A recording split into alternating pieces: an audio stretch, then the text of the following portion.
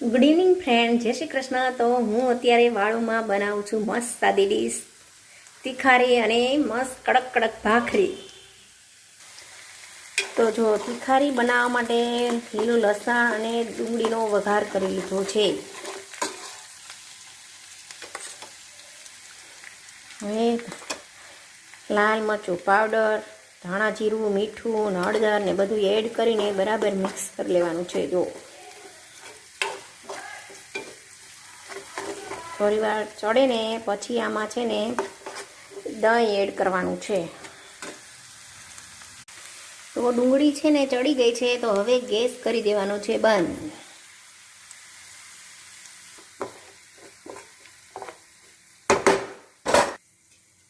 અને હવે એડ કરી દેવાનું છે દહીં.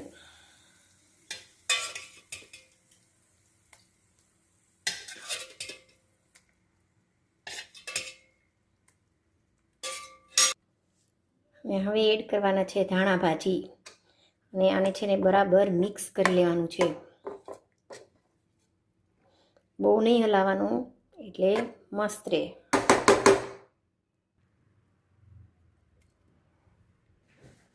તો જો મસ્ત તીખારી બનીને રેડી થઈ ગઈ છે. મસ્ત કડક કડક ભાખરી રેડી થાય છે. તો જમવાની ડીશ અમારે રેડી થઈ ગઈ છે. જો મસ્ત ગરમા ગરમ તીખારી છે, હારે લાલ મરચું કાચું ખાવાનું છે, અને કડક કડક ભાખરી છે, અને પાપડ છે. આવું દેશી જમવાનું કોને ભાવે મારા વાલાએ? કોમેન્ટ કરજો.